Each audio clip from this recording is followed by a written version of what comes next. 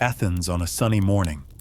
People wandered lazily through the Agora Square, where a few goats were casually pooping next to an old man with a wild beard, worn-out sandals, and eyes that gleamed like he was about to hack the minds of the entire city.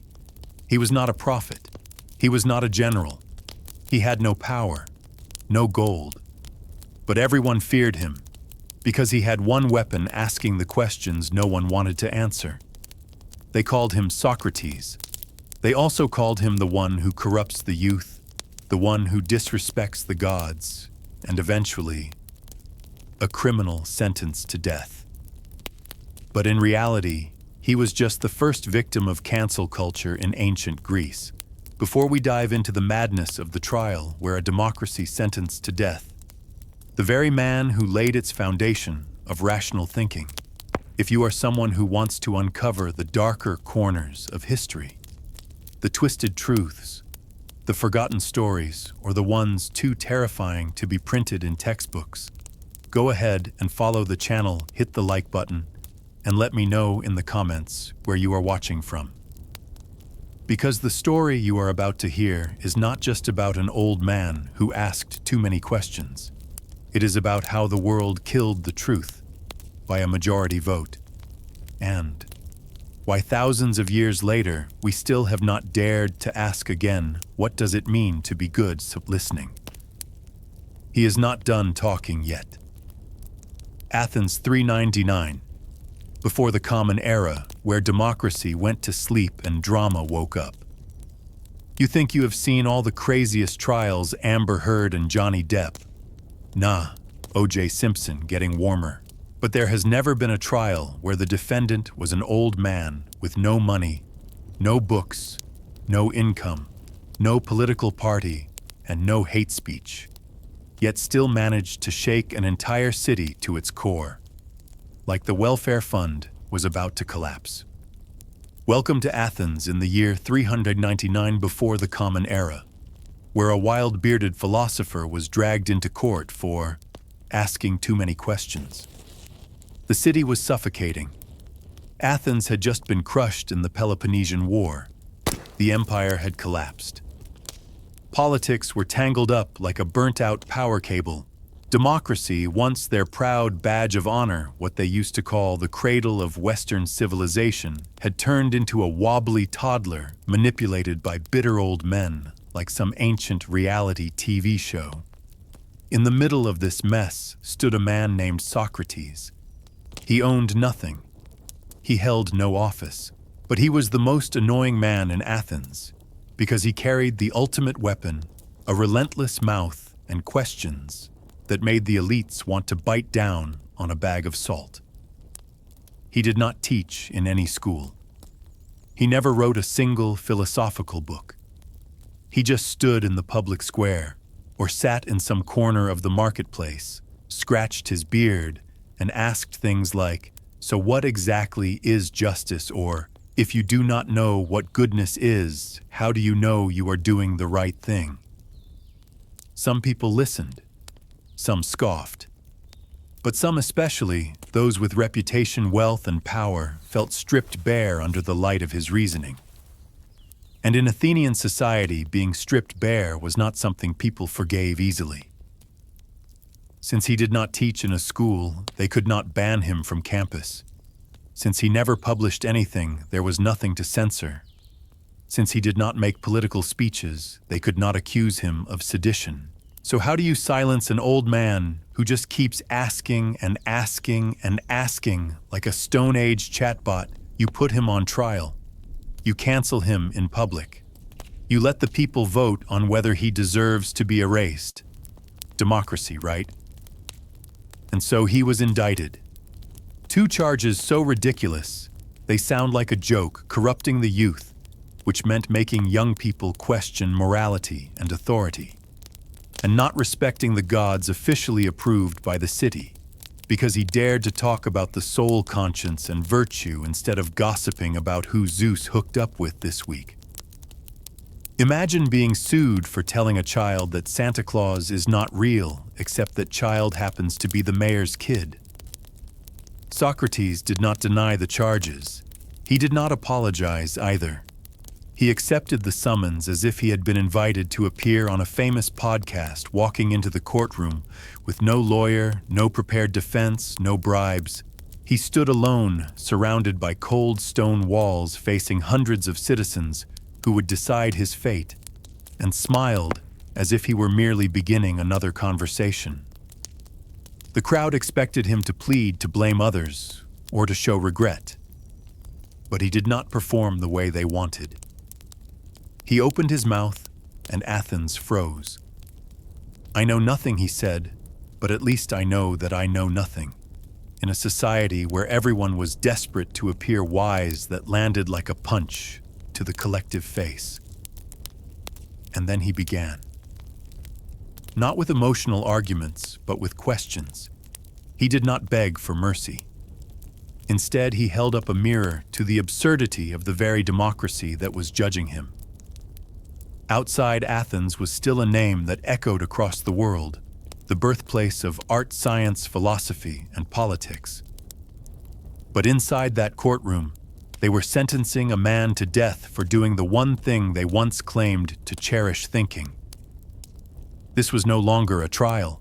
This was a live-streamed execution of reason proudly sponsored by collective ego. Every word Socrates spoke poured more fuel on the fire of shame. "I ask questions because I want to learn, but you do not want to be seen not knowing." The courtroom went silent like a morgue, and that silence did not come from reverence, but from fear.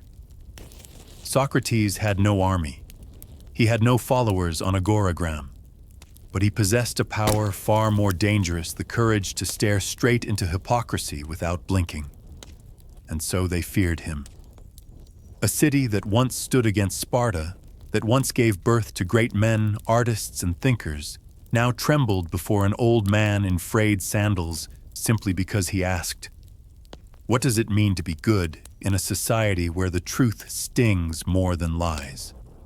Socrates was the itch no one could scratch, and they would scratch it with a death sentence. That is where the story truly begins, not because he was a victim, but because he refused to become one. The crime of thinking, when asking too many questions, is treated as an act of intellectual terrorism. If you were ever that kid who raised their hand and asked, "Why do we even have to stand in line?" and got a death stare from your teacher like she was ready to expel you on the spot, then congratulations, you and Socrates are part of the same club. Thinking is a crime. In Athens in the year 399 before the Common Era, asking questions was not seen as a path to truth. It was seen as a dangerous act on par with burning down a temple, because you were daring to challenge the moral foundations that society only pretended to believe in. Socrates' official charge sounded like something ripped from a painfully bad satire corrupting the youth. In modern terms, that meant making kids stop blindly obeying adults. It meant they no longer accepted, because I said so, as a valid explanation for any rule. Socrates did not teach them how to revolt. He taught them how to question. And in a fragile democracy reeling from war, a generation that questions is a generation that might rebel. And rebellion keeps the powerful up at night. The second charge was not respecting the gods of the city. It sounded vague, but in practice it was the easiest way to deal with someone who refused to bow down. Socrates never insulted Zeus. He simply refused to believe that morality came from Mount Olympus. To him, goodness came from reason, from analysis, from the courage to look inward. And that alone was already offensive, because it suggested that the shared beliefs of the people were foolish. And nothing angers a crowd more than being reminded their faith is make-believe. The youth he allegedly corrupted included names like Alcibiades, a man who looked like Brad Pitt, spoke like Barack Obama, and betrayed like Joffrey.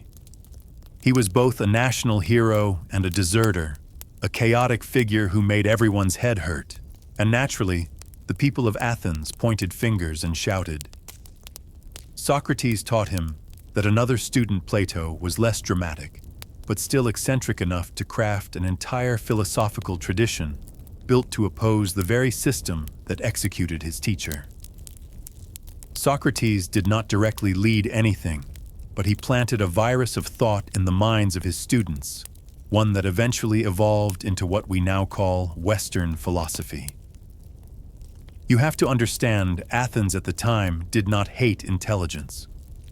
They loved art, mythology, oratory, and even debate. But they only liked a certain kind of intelligence, the kind that knew its place, the kind that stayed quiet when needed, the kind that came with a certificate, wore proper clothing, and said things that would not ruin your dinner. Socrates had no diploma. He did not dress well. He did not join politics. And he absolutely did not flatter anyone. He asked questions that made people sit in silence and look into their inner mirror and see a pile of trash they had never bothered to clean up. If Athens were an operating system, then Socrates was the bug that could not be debugged. He could not be patched. He could not be ignored. Because he was not breaking anything, he was simply existing like a mirror in the middle of a crowd, pretending to be noble. They could not beat him in an argument. They could not drag him into a political faction. They could not bribe him with money or power. So there was only one option left: delete him from the system. The absurd part is, Athens once prided itself on being the city of free thought, where everyone had the right to speak. But it was that very city that had to execute the one man who actually used that freedom to its fullest. They wanted intellectuals, but the obedient kind. They wanted dissent, but the kind that knew when to stop. They wanted democracy, but only within safe boundaries. Socrates was the kid who would not leave the playground when the bell rang. And they hated him for it. This was not just the trial of a man. It was the trial of an idea. Socrates was not sentenced merely for who he was, but for what he represented: awareness. In a city desperate to stay asleep in the comfort of illusion, he was the 3 a.m. alarm clock. And no one likes an alarm, especially one that does not shut off. The irony is, when they condemned him for corrupting the youth, they believed they were protecting the future. But it was that very act that opened the eyes of the younger generation to the hypocrisy of those in power.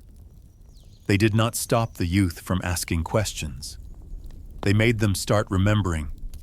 They remembered every word Socrates spoke. They took notes. They retold the story. They passed it on. They wrote books.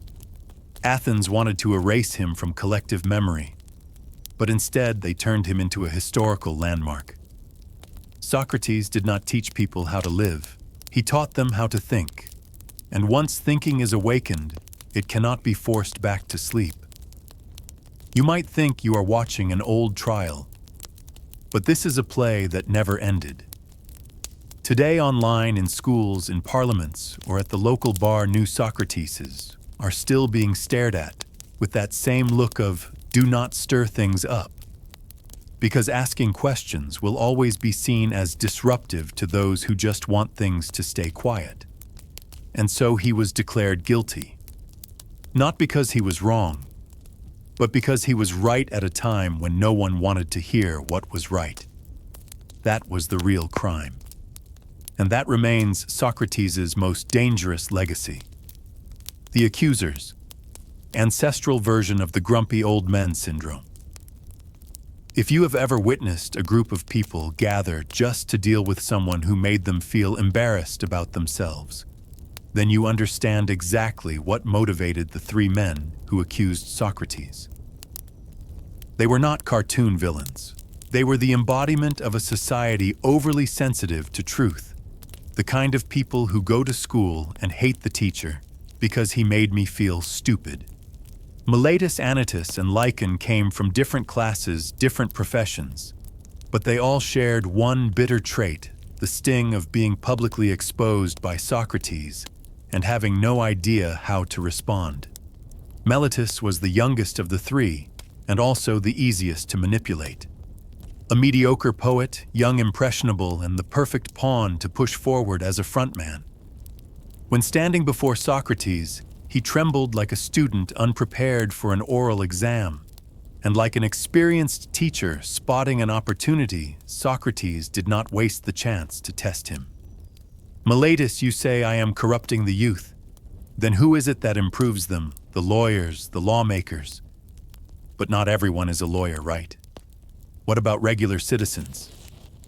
Do they help the youth become better? Yes, of course. So everyone contributes to making the young better, except for me. That is correct. Socrates tilted his head as if he had just heard a riddle from the Sphinx that was laughably easy. Well, that makes me truly exceptional. The entire city teaches virtue and only I do the opposite. What an honor. The crowd laughed. Not because Socrates was trying to be funny, but because he was right in a way that made Meletus's accusations sound more like a personal branding campaign for Socrates himself. That kind of reversal was a Socratic specialty. He did not attack people. He simply asked questions that forced them to reflect on their own reasoning until their arguments unraveled themselves. The Athenian legal system had no such thing as pleading the fifth. Meletus could not stay silent, and the more he talked, the more he shot himself in the foot. Socrates then moved to the second charge, not believing in the gods. So Meletus, do I teach people to believe in supernatural beings? Yes. And these are the children of the gods. That is right. So I believe in the children of the gods, but not in the gods themselves. That is like saying you believe in a scream, but not in the person screaming.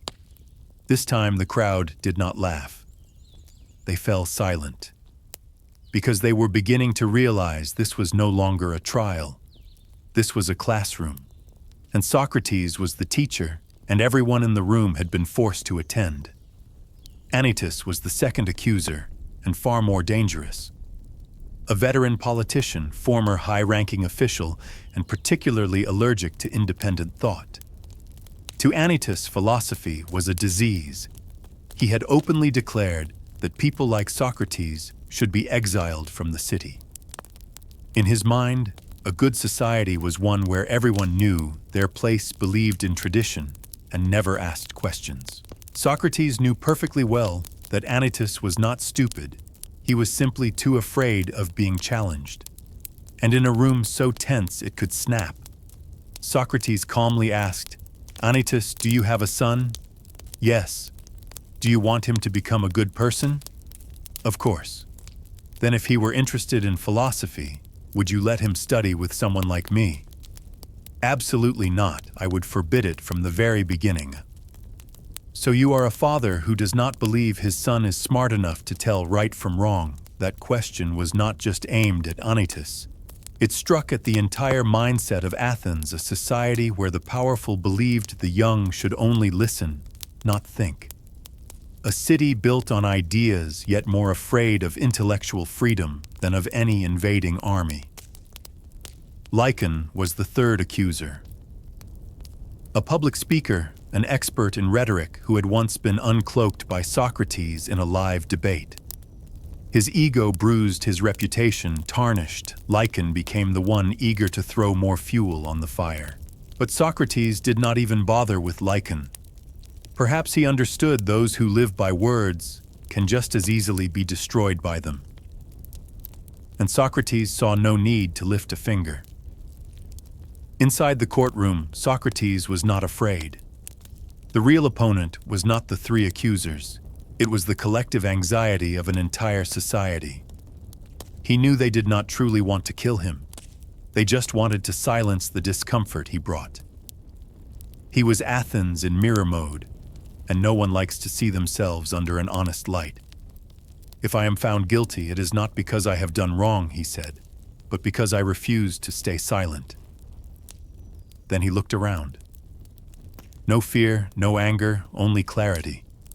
You may kill me, but you cannot kill the question. You cannot kill doubt. You cannot kill humanity's hunger for truth. The crowd remained silent. Some began to feel uneasy. Some began to feel ashamed. And that was the real unforgivable crime. In a society where anything could be forgiven, stealing, murder, betrayal, there was still one thing that never would be making people look at themselves. That was Socrates' crime, and the death sentence began to flicker in the bitter eyes of those who had once been made to see they were not as wise as they believed. A historic defense. The final TED Talk before drinking poison. In a world where the guilty usually fall to their knees, weep, beg for mercy, speak of elderly mothers and young children, or invoke the gods as a last resort, Socrates stepped up to the podium like he had been invited to speak at TEDx Athens. No notes, no slides, no filters, only the truth and a tone that made the entire room feel foolish for having believed in themselves too much. Citizens of Athens, he began his voice as calm as if he were asking the fishmonger what was fresh today. I am not here to cry, to flatter, or to beg for pity. I am here to do what I have always done, to engage in dialogue. If you believe I have done wrong, I want to understand why. If not, then I do not ask to be spared. I only ask to speak the truth, no matter how uncomfortable it may be to hear. That was the first slap, not aimed at the jury, but at tradition itself, at the expectation that anyone accused must grovel. But Socrates refused to play that role. He did not claim to be a saint nor a victim.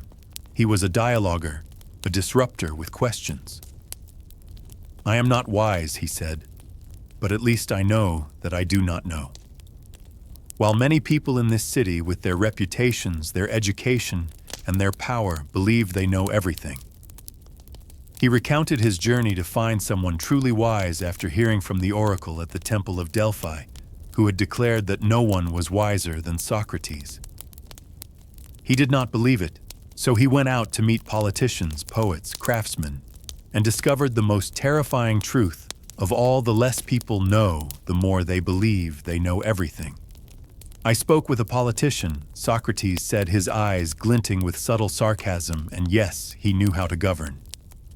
But he also believed that this gave him insight into justice, astronomy, and human psychology.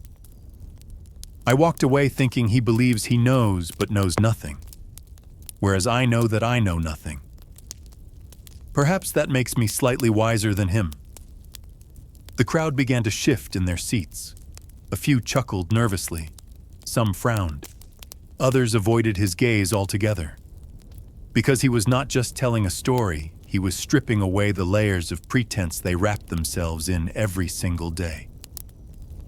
And if you believe I have corrupted the youth, he continued, then may I ask who among you has ever seen me take on students, who has seen me charge a fee, who has heard me claim to possess the truth? He paused.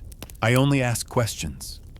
And if asking questions makes people worse, then I would very much like to know, can a society where people only speak to hear themselves be better than one? Where people are willing to listen and to think another question? And once again, the room sank into the suffocating silence of intellectual oxygen deprivation. Socrates did not strike with accusations. He struck with the contradictions swirling inside the minds of every person sitting before him. If Athens was a stage, then he was the only actor refusing to play his scripted role. If Athens was a factory that produced beliefs, then he was the engineer who pulled the plug during peak hours. And if Athens was a classroom, then he was the student who dared ask the teacher, "Why should we memorize when you cannot answer your own questions?" Citizens, he concluded, if I am guilty of anything, it is that I loved Athens too deeply, loved it enough to not let this city keep living in smug self-deception. I wander the streets like a horse with an itchy tail annoying people. But just as a horse needs the sting of a whip to wake up, Athens needs questions to avoid falling asleep. A single man standing among hundreds of eyes with no weapons, no schemes, just questions, and he turned an entire civilization into the defendant. You may think he was defending himself, but he was not. He was defending reason. He was putting knowledge on trial to see if society had the courage to accept it. As he finished speaking, Socrates did not bow. He did not cry. He did not beg. There was only one final sentence released as gently as a sigh. You may kill me, but if Athens kills me, you will not make this city better. You will only make it quieter. And silence is not always a sign of peace. Sometimes it is a sign of fear. Athens stood there, silent, and chose fear. The self-proposed sentence. When the king of Sass owned the courtroom, the court had voted. The result, Socrates was found guilty. No surprise there. The surprise lay in how close the vote actually was. The guilty verdict only narrowly beat out the blank ballots. A tiny sliver of hope, a whisper of a chance, that if he had just played along, if he had backed down at the right moment, he might have saved his life. But the jury had forgotten one crucial detail: Socrates was not the type to play along. He was the kind of man who made playing along sound like an insult. According to Athenian law, once convicted, the defendant had the right to propose an alternative sentence. If the court found it reasonable, they could accept it. Meaning, had he said, "I am willing to pay a fine or I will go into exile," he might have lived. But no. When asked what sentence he would propose, Socrates did not choose survival. He chose a roast. "Since I have spent my entire life making this city better," he said, with the calmness of someone reading a lunch menu, "I believe the most fitting reward would be free meals for life at the Prytaneum, the Hall of Honor for Athens' heroes." At that moment, the courtroom froze. No one breathed. No one moved. The officials, the politicians, the wealthy slave owners, all of them were humiliated, and not one dared speak out. Socrates had just been found guilty, and he responded by nominating himself as a national treasure. This was not a proposal. This was a test. Socrates was seeing whether Athens had the courage to face its own absurdity. He forced the city to choose between logic and pride. And Athens, like every government that has ever existed, chose pride. "I am willing to pay a fine," he continued, as if bargaining over the price of bread in the market. "Let us say 30 minas. A large amount. But I have a few friends willing to contribute. Plato is one of them. That move dropping Plato's name was no accident. Socrates did not need the money. What he needed was to send a message: the young people you claim I have corrupted, they are willing to stand beside me at the moment of my execution. They are not afraid. They are not running away. And if you do not see anything wrong with that, then you are not fit to call yourselves teachers." The jury heard this. They were not persuaded. They were insulted. And once the pride of a crowd is wounded, reason has no place left to sit. The second round of voting began. This time there was no hesitation. The number of votes in favor of executing Socrates was even higher than the number that had declared him guilty. Which meant this: some people who were unsure at first, who might have believed he had done no wrong, changed their minds after his mocking suggestion for a sentence and voted to kill. Some call it suicide. But Socrates did not commit suicide. He simply refused to live in a world where truth is punished and falsehood is rewarded. "You think that by killing me you will escape being questioned?" he asked after the verdict was announced. "You will not. There are people younger than me, stronger than me, smarter than me they are watching. And they will continue to ask. They will not be polite. You are only killing a mouth. But questions live longer than any sentence. Not everyone understood what he was doing. Some called him arrogant, careless with life. Some called him a martyr. But the truth was somewhere in between, or perhaps beyond both. Socrates did not choose to die so he could be worshipped as a god. He chose to live truthfully until the very last second, even if it cost him his life. Some members of the jury would later admit they regretted it, that if he had only said a few words of remorse, they would have spared him. But because he did not, they feared him even more, because he was not afraid to lose his life, while they were terrified to lose face. Athens did not kill Socrates because he threatened the city with violence. He threatened it with something far worse, a mirror. And in that moment, everyone realized the silence of Socrates after that masterful roast was more terrifying than any riot. Because nothing is more dangerous than a person who is willing to die for saying what is right. And nothing is more shameful than a democracy that chooses silence, simply because it cannot bear to answer one simple question. Why are you so afraid of me? If you just got chills because Socrates proposed free meals for life after being sentenced to death, then welcome, you are in the right place. These are the kinds of stories we serve here, hilarious, heartbreaking, and designed to make you rethink yourself. If you found this fascinating, unexpected, or you just want to see how far this old man can push his sass, hit that subscribe button. Not to support me, but so you do not miss it when history fights back. And do not hesitate to drop a comment if you too have ever felt a little mellitused in life. The friends who could not save him. When Plato learned his first lesson about power, every tragedy has that one moment when the main character could still choose a way out. A door slightly ajar. A different path, not honorable but effective. For Socrates, that open door came in the form of a ticket out of Athens, and those who loved him had prepared it with the care of planning the first political prisoner escape in recorded history. Plato, just over 20 years old, sat in the back row of the courtroom, his eyes never leaving his teacher. He did not cry, but something inside him collapsed. Not because Socrates was sentenced to death that had always been a possibility, but because the system he had believed in, the democracy, the greatness, the model for civilization, had chosen death for a man whose only weapon was words. And then came the final night. In prison, Socrates remained calm, as if he were lounging in his backyard, sipping tea, pondering geometry. Crito, a close friend, entered the cell with a face strung tight like a bow. "It is all arranged," he whispered. "The guard has been paid off. There is a boat waiting at the harbor. All you need to do is get up and come with me." Socrates smiled, not surprised. "Thank you for your kindness, Crito. But if I escape, would that not be the same as admitting I am guilty?"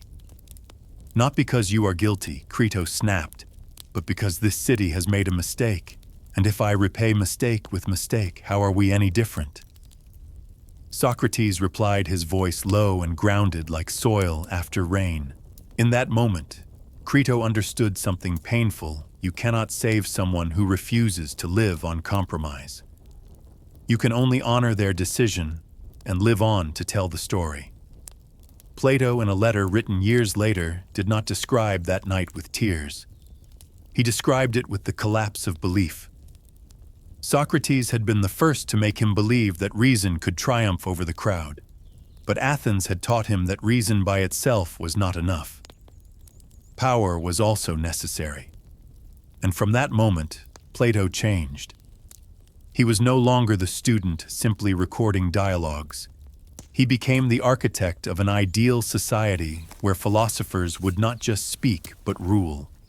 A darker dream born from the ashes of a purer one. But back to Socrates, the man lying there between 4 stone walls.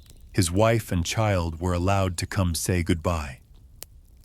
His wife cried in silence. His son was too young to understand what was happening, and Socrates, like a father forced to hide his own tears, simply said, "Do not cry." We all die. What matters is what we die for. There are two kinds of people in this world, those who choose to live at any cost, and those who choose to die at the right time. Socrates was the latter. Not because he craved martyrdom, but because he understood that some deaths are the only thing that can make life meaningful. His death was a slap in the face to Athens, but also a toxic gift. From that moment on, no one could speak of democracy without remembering the day it executed a man for asking questions. Crito left, Plato remained, and in the young man's mind, something began to spark. No longer was philosophy just something carved into white stone at the agora. It became a weapon, a foundation, a response. Plato swore he would never let another philosopher die as foolishly as Socrates. Spoiler, no one listened to him either. The world moved on, Athens moved on, and people kept killing those who dared to be mirrors. But what they did not realize was that each death like that plants something new. And if Socrates was the first seed, then Plato was the soil ready to let it grow. In that helplessness, something strange happened. The death of Socrates did not weaken him. It made him immortal. Not in a saintly way, but in this way, once you kill the person who asks the question, you can never kill the question again. And so from within a silent prison cell, Athens gave birth to a monument. Not one made of bronze, but one made of memory, of story, of a silence that continues to haunt. A society can kill a man, but it cannot kill the consequences. And while people went to bed thinking they had erased a troublemaker, Socrates, by refusing to run, refusing to beg, refusing to be made small, became an eternal curse hanging over the head of every democracy. Who will ask the question when everyone else just wants peace? And who will dare to answer when the question is asked again, the hemlock and a silence heavier than philosophy? Some deaths come like a blade, quick, clean, decisive. Others arrive like a symphony, long, somber, and carved into the listener's soul with a tone that never fades. The death of Socrates belonged to the second kind. No one screamed, no one wept aloud. There was no blood, no falling heads, only a cup of water, murky and earth-colored, a silent nod, and a truth slowly crossing the boundary between consciousness and eternity. The cup of hemlock was brought in like a ritual. No drums, no music, no theatrics. Only the old jailer, his close friend Crito, a few students gathered around, and one man about to die whom no one dared interrupt. Socrates took the cup as if it were a toast. His hand did not tremble. He did not sigh. He asked one question so simple it sent a chill through the air. "This is the right thing to do, is it not?" No one answered, and he drank. Not a wrinkle on his brow, not a sound of resistance, no complaining, no bitterness in the air. Just a stillness so deep that even time seemed reluctant to move forward. Death began in his feet. Socrates sat down, leaning against the wall. He spoke calmly, describing to his friends the sensation of the poison creeping up his legs, his knees, his abdomen. Someone lowered their head, trying not to sob. Someone turned away, unable to watch. Only Socrates, the one who was dying, was fully present in that moment. He did not speak of philosophy. He offered no final lesson, no ultimate truth. He let his body do the speaking, a lesson more alive, more silent, and deeper than any dialogue he had ever given. Then the cold reached his chest. His breath slowed. His eyes remained open. There was no dramatic scene of last-minute regret. No cries of "do not die, teacher." Everyone knew he had chosen this, and he died as he lived, clear, steady, and without spectacle. Crito, he said, his voice like wind through a window, we owe a rooster to Asclepius. Do not forget to pay the debt. For thousands of years, people have debated why were the last words of Socrates a reminder to pay for a rooster. But if you understand him, you will see that it was the greatest final line in the history of philosophy. Asclepius was the god of healing, the one who cured illness. And Socrates, by invoking him, was suggesting that his death was not a tragedy. It was a healing, not for the body, but for a society infected by apathy, falsehood, and fear of truth. The death of Socrates was a prescription, not a sentence. A cup of poison as a dose of strong antibiotics, painful but necessary. Perhaps Athens thought it had killed him. But in truth, he had turned himself into something untouchable, a symbol they could never reach again. None of his friends, not Plato, not even Crito, could say a word after that. They simply stood, then sat, then looked at each other in a silence thick as a storm cloud. A man who had spoken endlessly was now completely silent. And in that silence, an entire city began to feel the echo of its own conscience. No one cried loudly. No one broke the atmosphere with grand rituals, because they understood the greatest thing they could do for Socrates was to keep asking questions. His death was not a period. It was a colon. And after it, a new era of thought began. You might be asking, why should someone have to die just for asking too many questions? The answer is because sometimes the truth cannot be lived. It can only be died for. And there are people who are not born to live long, but to live so deeply that their death continues to echo in the questions no one has dared to ask again. When Socrates drank the last drop of hemlock, he did not leave the world. He left fear behind. And he left us all with something far harder to swallow than poison, the responsibility to keep living in a way that does not shame the one who dared to die for the truth. Legacy or curse. When cancel culture created a legend, Athens killed him to silence him. The world remembers him because no one ever spoke as much as he did. That is the irony. Socrates, a man who never wrote a single line, became the first name on thousands of books about philosophy. No scroll bears his handwriting because he never wrote. He only spoke, asked, challenged. And those questions, like a virus without a vaccine, have spread from one generation to the next. Plato, his most loyal student, wrote everything down, not like a historian, but like a prophet rebuilding a myth. Because the dialogues Plato recorded were not just his teacher's words, they were the manifesto of a kind of thinking that had never been allowed to breathe in a world that worshipped blind faith more than independent thought.